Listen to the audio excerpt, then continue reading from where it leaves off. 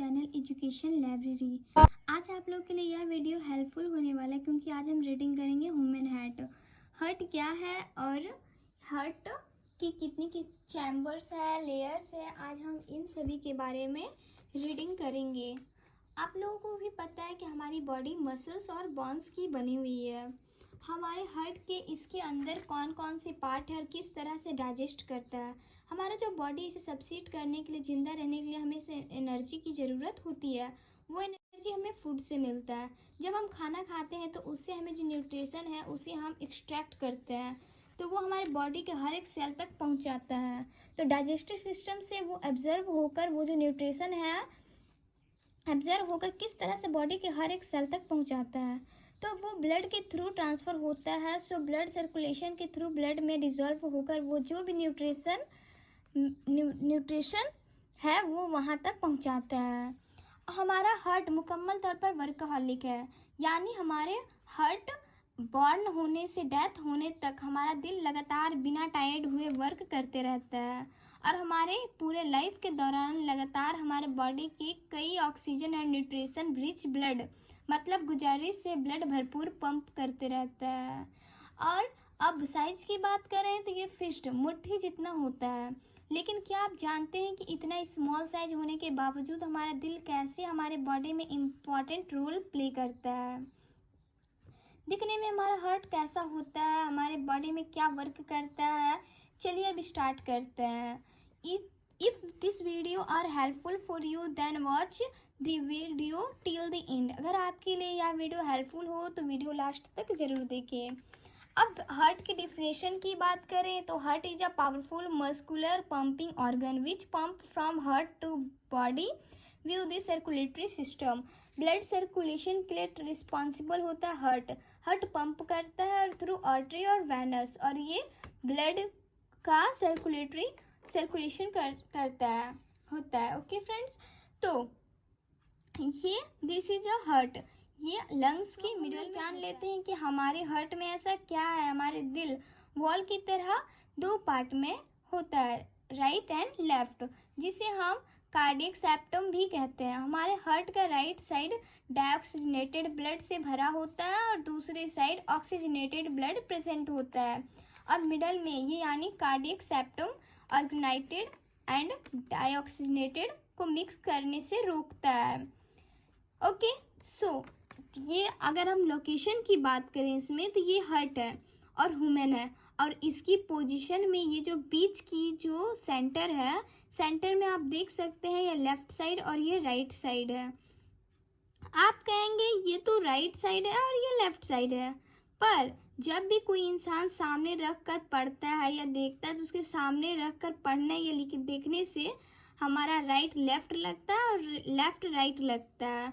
और बिल्कुल अगर इस पर्सन के हाथ मिलाएंगे इनसे तो हमारा हैंड इस तरफ का होगा, लेकिन इस पर्सन का हैंड मिलाएंगे क्योंकि तो ये हैंड राइट हो जाएगा, क्योंकि तो अब ये जो साइड होगा वो राइट ही होगा, क्योंकि तभी ये साइड लेफ्ट है, तो जो हमारा हर लेफ्ट साइड होता है। अब लंग्स की बात करें तो लंग्स क्या है। लंग्स एयर को इन करता है और वहाँ से ऑक्सीजन को एक्सट्रैक्ट करता है, और जो बॉडी में कार्बन डाइऑक्साइड बनता है उसे निकालता है। वो जो ब्लड को प्यूरिफाई करता है, वो जो भी ब्लड जो फुल बॉडी में सर्कुलेट करता है, तो उससे वो सारा वर्क ब्लड के सर्कुलेटरी तो सब कौन करता है, तो ये सब मेनली करता है हार्ट। हार्ट हमारे चेस्ट के बिल्कुल मिडल में होता है, ठीक है। अब इसमें बात करें कि हमारी जो चैम्बर होती है, तो अब हमारी दिल की दोनों साइड दो चैम्बर में डिवाइड होता है, ठीक है। दिल दो चैम्बर में डिवाइड होता है, अपर चैम्बर और लोअर चैम्बर। अपर चैम्बर को एट्रियम कहते हैं और लोअर चैम्बर को वेंट्रिकल कहते हैं। सो टोटल 4 चैम्बर प्रेजेंट, और यही 4 चैम्बर हमारे हार्ट के मेन पार्ट होते हैं।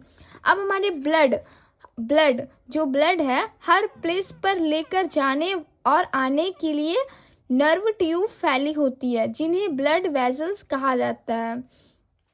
ये तो हम जानते हैं कि हार्ट को हमारे तरफ आने वाली नसों की वेनस कहते हैं, सो हमारे, फिर से मैं रिपीट कर रही हूँ कि हमारे हार्ट की तरफ जो आने वाली जो ब्लड वाली जो नस है उसे क्या कहते हैं, वेनस।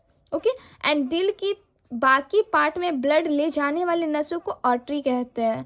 ये जो पाइप देख रहे हैं जिसे स्पाइरल वेना कैवा कहते हैं, ये जो हमारे है ना, इसके जरिए से हमारे बॉडी के upper part means head, hand वगैरह में ब्लड हमारे हार्ट में आता है। और ये पाइप जिसे इन्फेरियर वेना कैवा कहते हैं, इसकी हेल्प से हमारे बॉडी के लोअर पार्ट में मीन्स स्टमक, लेग वगैरह में ये सब से ब्लड हमारे हार्ट में आता है। अब इस दोनों पाइप से आने वाली डाइऑक्सीजनेटेड ब्लड हमारे राइट एंट्री में आता है। ओके, अब रिमेंबर दिस ब्लड डाइऑक्सीजनेटेड, इसे हम ब्लू कलर से भी रिप्रेजेंट करते हैं।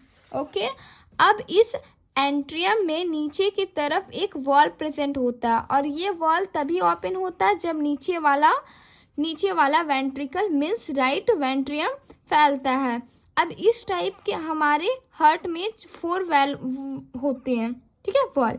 दिस रिमेंबर कोने के समान बहाव को रोकता। अब जब हमारा नीचे वाला राइट वेंट्रिकल फैलता है तो ऊपर वाली प्रेजेंट राइट एंट्रियम से ब्लड राइट वेंट्रिकल में आ जाता है। जब ये वेंट्रिकल वापस सिकुड़ता है तब जैसी किसी थैली को डूबने से ऊपर प्रेजेंट लिक्विड बाहर निकलता है, ठीक उसी तरह राइट वेंट्रिकल से ब्लड निकलकर पल्मोनरी एंट्री से क्रॉस करता हुआ हमारे लंग्स में चला जाता है। एक्चुअली ये ब्लड हमारे लंग्स में प्यूरिफाई होने के लिए आता है। हमारे लंग्स में इंटर करने के बाद ब्लड से कार्बन ऑक्साइड रिमूव हो जाता है और ऑक्सीजन हमारे ब्लड में ऐड हो जाता है। अब ये ब्लड ऑक्सीजनेटेड हो जाएगा और जैसे कि मैं पहले ही बता चुकी हूँ कि डाइऑक्सीजनेटेड ब्लड को ब्लू कलर से रिप्रेजेंट करते हैं, ठीक इसी तरह ऑक्सीजनेटेड ब्लड को रेड कलर से रिप्रेजेंट करते हैं। अब ये ऑक्सीजनेटेड ब्लड अगेन फिर से हमारे हार्ट की तरफ पल्मोनरी वेन केस से आ जाता है और हार्ट में आते ही ये ब्लड लेफ्ट एंट्रियम में जाता है। अब ऑक्सीजनेटेड ब्लड नीचे वाले वेंट्रिकल यानी लेफ्ट वेंट्रिकल तब तक नहीं जाता है जब तक ये फैल नहीं जाता और यहाँ पर भी एक वॉल प्रेजेंट होता है जो यहाँ वेंट्रिकल को फैलने पर ओपन करता है, ठीक है। जब ये वेंट्रिकल फैलता है तब ये ब्लड लेफ्ट एंट्रियम से लेफ्ट वेंट्रिकल में चला जाता है।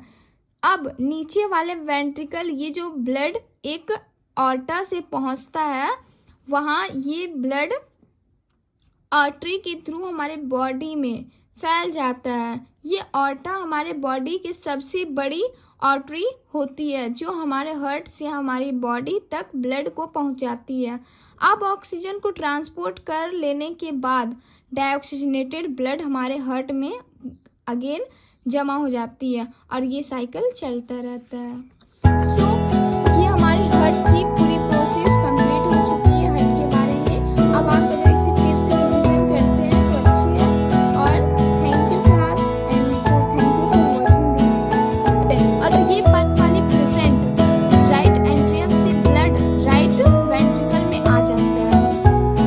जब ये वेंट्रिकल वापस सिकुड़ता है तब जैसी किसी थैली को डूबने से ऊपर प्रेजेंट लिक्विड बाहर निकलता है, ठीक उसी तरह राइट वेंट्रिकल से ब्लड निकलकर पल्मोनरी एंट्री से क्रॉस करता हुआ हमारे लंग्स में चला जाता है। एक्चुअली ये ब्लड हमारे लंग्स में प्यूरिफाई होने के लिए आता है। हमारे लंग्स में इंटर करने के बाद ब्लड से कार्बन ऑक्साइड रिमूव हो जाता है और ऑक्सीजन हमारे ब्लड में ऐड हो जाता है। अब ये ब्लड ऑक्सीजनेटेड हो जाएगा और जैसे कि मैं पहले ही बता चुकी हूँ कि डाइऑक्सीजनेटेड ब्लड को ब्लू कलर से रिप्रेजेंट करते हैं, ठीक इसी तरह ऑक्सीजनेटेड ब्लड को रेड कलर से रिप्रेजेंट करते हैं। अब ये ऑक्सीजनेटेड ब्लड अगेन फिर से हमारे हार्ट की तरफ पल्मोनरी वेन केस से आ जाता है और हार्ट में आते ही ये ब्लड लेफ्ट एंट्रियम में जाता है। अब ऑक्सीजनेटेड ब्लड नीचे वाले वेंट्रिकल यानी लेफ्ट वेंट्रिकल तब तक नहीं जाता है जब तक ये फैल नहीं जाता, और यहाँ पर भी एक वॉल प्रेजेंट होता है जो यहाँ वेंट्रिकल को फैलने पर ओपन करता है। ठीक है, जब ये वेंट्रिकल फैलता है तब ये ब्लड लेफ्ट एंट्रियम से लेफ्ट वेंट्रिकल में चला जाता है। अब नीचे वाले वेंट्रिकल ये जो ब्लड एक ऑर्टा से पहुंचता है, वहाँ ये ब्लड आर्टरी के थ्रू हमारे बॉडी में फैल जाता है। ये ऑर्टा हमारे बॉडी की सबसे बड़ी आर्टरी होती है जो हमारे हार्ट से हमारी बॉडी तक ब्लड को पहुंचाती है। अब ऑक्सीजन को ट्रांसपोर्ट कर लेने के बाद डाइऑक्सीजनेटेड ब्लड हमारे हार्ट में अगेन जमा हो जाती है और ये साइकिल चलता रहता है।